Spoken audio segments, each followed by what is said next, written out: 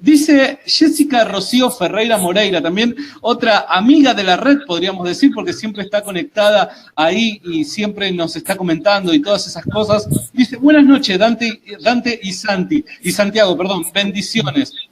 Gracias por este espacio. Una consulta, ¿cómo podríamos argumentar a agnósticos? Sabes que esto es algo que muchas veces es preguntado por cristianos, ¿no? Porque, claro, bueno, ¿cómo poder argumentar a aquellos que creen de que la verdad no se puede llegar a conocer, por así decirlo, ¿no es cierto? ¿Cómo harías, Dante, vos? Bien. En primer lugar, como referencia, en mi libro Dios sí existe, de apologética, por decirlo así, apologética práctica, interactúo con varios agnósticos de distinto tipo. Así que ahí pueden ver como en vivo y en directo cómo se haría esto de modo efectivo. Pero la clave para interactuar con un agnóstico, para debatir o responder a un agnóstico, es de marcar lo siguiente. En primer lugar, distingamos bien las posturas. Teísta es el que afirma que Dios sí existe. Luego, si alguien no cree en Dios, hay dos posibilidades. Que no crea porque no tiene certeza sobre la existencia de Dios, ¿no? Que no sabe si sí o si no, porque si no sabe no puede propiamente creer. Y el otro es porque afirma y tiene cierta seguridad de que Dios no existe. Si se trata de alguien que no cree en Dios por un asunto de que simplemente no sabe o dice que no se puede llegar a saber, ese es agnóstico. Pero si se trata de alguien que afirma que Dios no existe o que dice que lo más racional es pensar que Dios no existe, ese es ateo.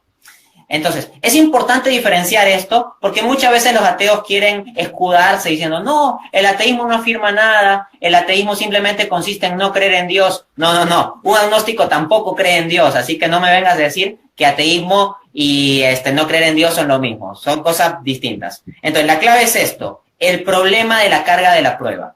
La carga de la prueba consiste en que quien hace una afirmación tiene que sustentarla racionalmente.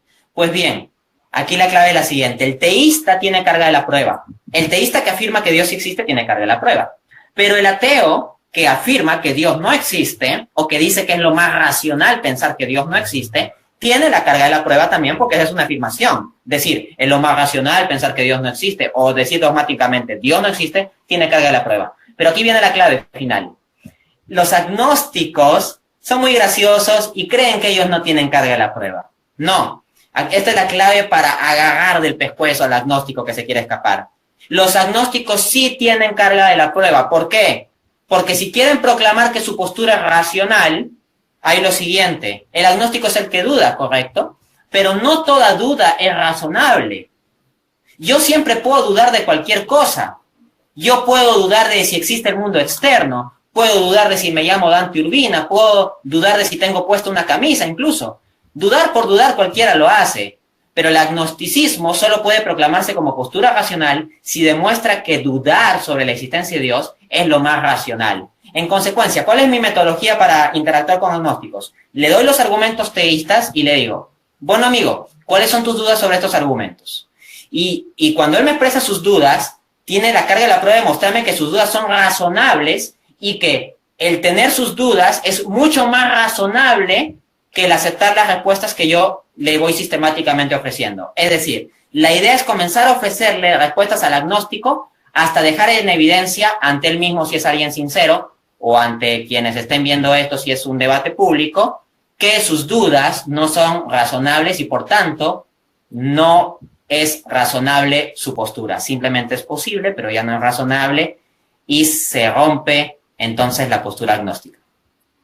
¡Wow! ¡Qué buen método! Yo ya veo de que muchos de los que están del otro lado habrán tomado nota porque, a ver, es súper interesante lo que has propuesto.